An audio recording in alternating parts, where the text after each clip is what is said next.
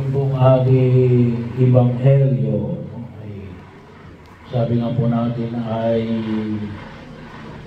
malambot na mga pananalita ang ginamit, no? Yung salitang kawawa ka. Yung original ay conclusion po ay nagpapahayag ng alin, sawing palad ka. Ilang ngayong panahon na ito, no? Kapag sinabi kong kawawa ka, hindi natin masyadong ramdam, no? Yung sawing palad ka, bahagi ho, no? Bakit o mas matindi yung sawing palad? Kasi ito ay may kakibat na panunumbat, sumpa, no? Kung makikita mo natin ang Ebanghelyo ay binubuo na pagpapala at sumpa, no? Well, bahagi ho, no? Bagamat ang binibigyan natin higit ay yung pagpapala, no? O yung tinatawag natin sa aba,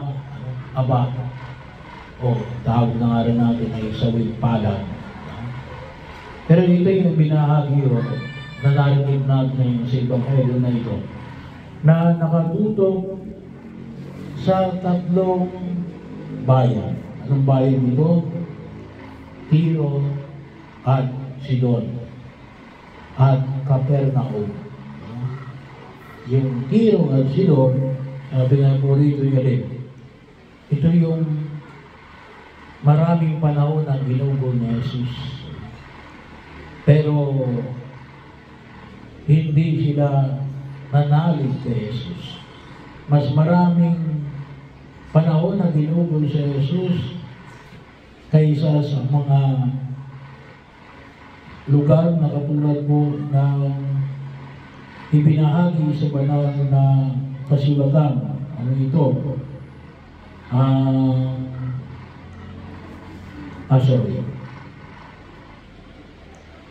Yung Corazin at Bethsaida. Yung kung palang mas kawawa itong Corazin at Bethsaida. Kasi kung mas panahon na inilagay ni Jesus kaysa sa Tiro at Sidon, mas nagbago pa ang mga taga-Tiro at Sidon kaysa sa mga taga-Corazin at Bethsaida. Lalo-lalo sa Capernaum.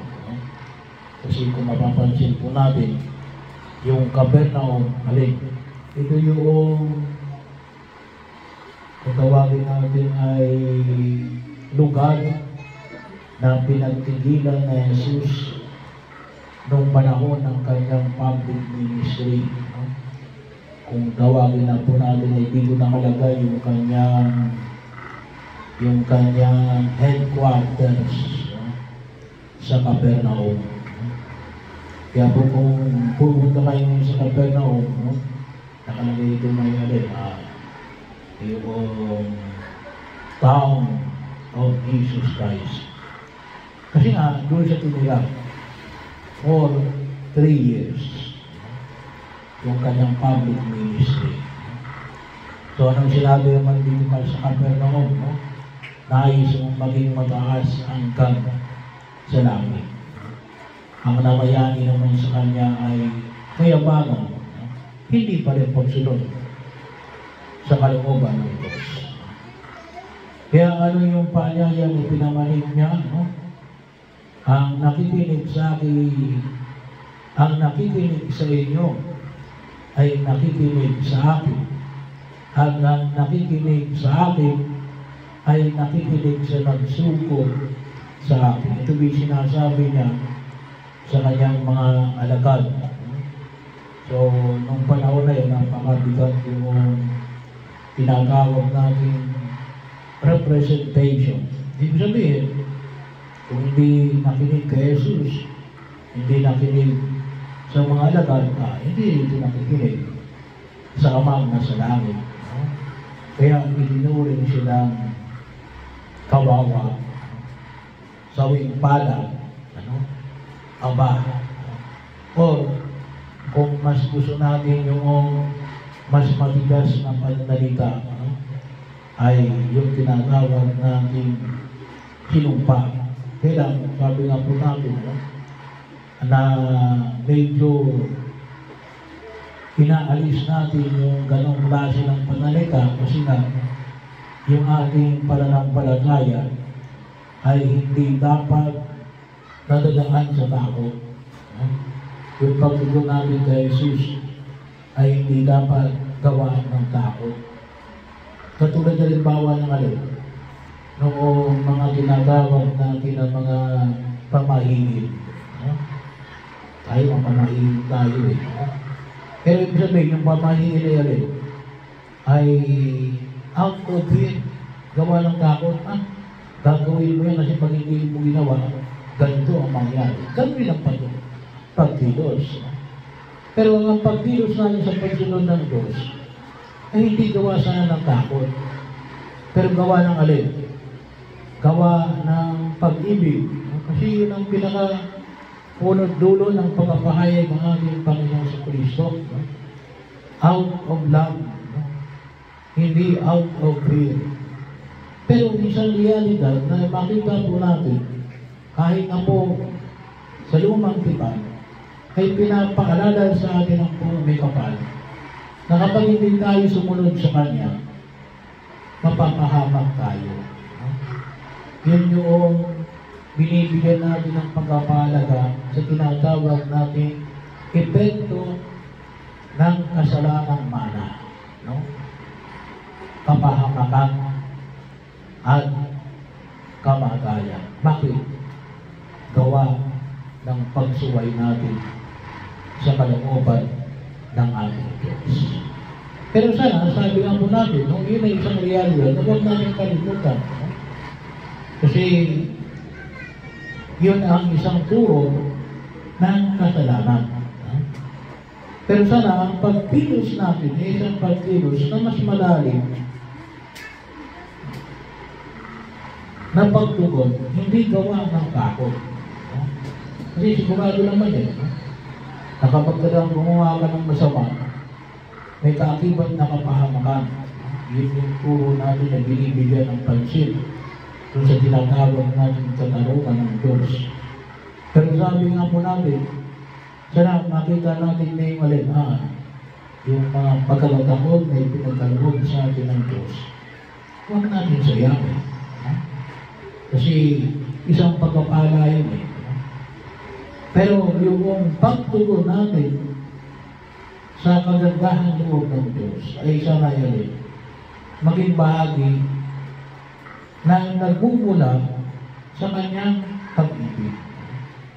Kasi kung naiintindihan natin ang pagkilos ng Diyos at naiintindihan natin yung misteryo ng Kanyang pagliligtas, makikita natin na ito'y ay hinuhubog mula sa pag-ibig ng Diyos. At yun po nawa yung paghuhugan din natin ng pagkilos. Bakit tayo tutugon sa panawagan ng buong may kapal? Kasi naramdaman natin yung kanyang pag-ibig.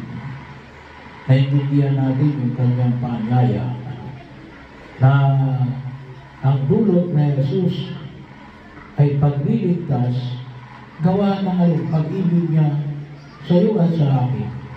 Nanangis na tayo huwag magdusa, bagkos magkamit ng kaligtasan.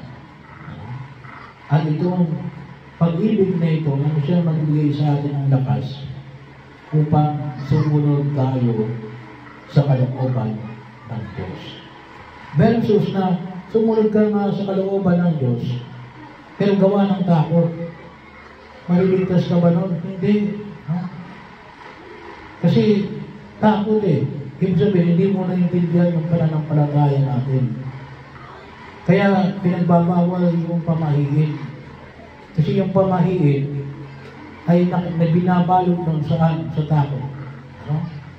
Huwag mong gagawin ito. Huwag kang magpapakasal kapag kapag within the same year. Ang tawag na natin doon,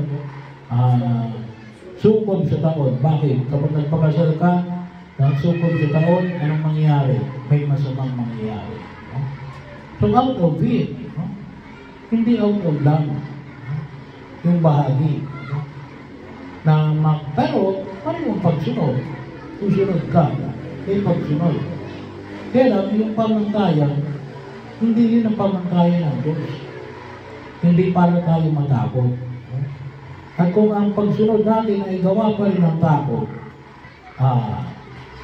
hindi yun ang pagayan na ipinahayag ng Purong Kapal. Ang pagayan ng Purong Kapal ay dapat hinuhugot natin yan saan? Gawa ng naramdaman natin ang kanyang walang hanggang awa at pagkabatawad. Saan? Dito, no?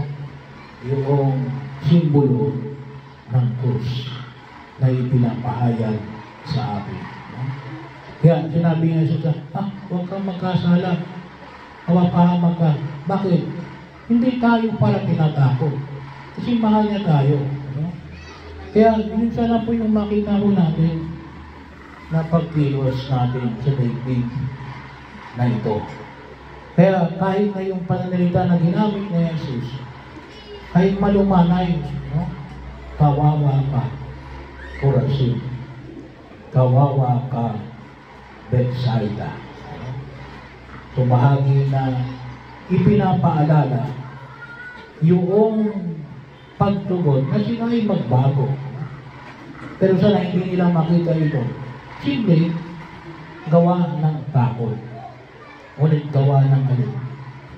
Nung walang hanggang paanyaya ng Diyos na magdulot sa kanila ng kaligtasan kasi inilaanan sila ni Jesus ng panahon ng pagpapahayag ng mabuting balita ng pagliligtas at ng panahon para mapagaling ang mga may sakit at mga may karamdaman.